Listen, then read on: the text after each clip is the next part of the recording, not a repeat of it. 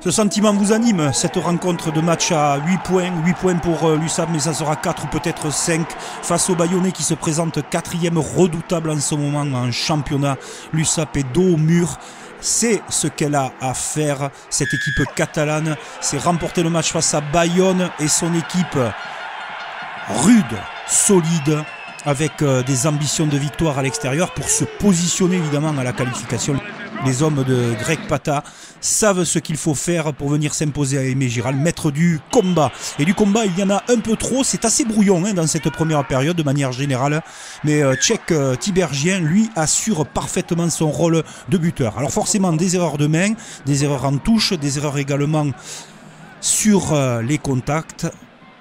Et ça amène une égalité parfaite à la 21e minute de jeu avec ce superbe coup de pied de Tommaso Alan qui enquille les 3 premiers points de l'USAP. En mêlée, c'est plutôt intéressant sur ce secteur de jeu pour les Catalans, bien qu'il va y avoir aussi du déchet.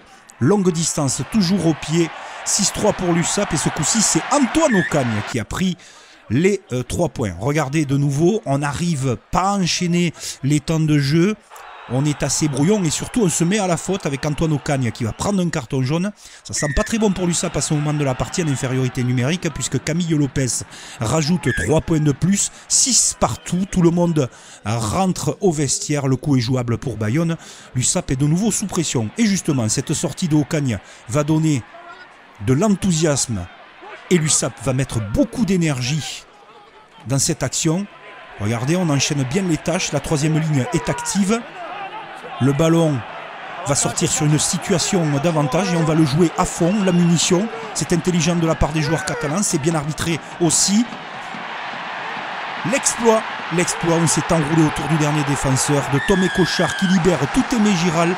Et à ce moment-là, c'est l'USAP qui reprend de l'énergie et surtout beaucoup de confiance et de force, notamment avec cette transformation merveilleuse de Tommaso Alan, bord de touche. De force, d'énergie et surtout de mental, il en faut face à ces Catalans.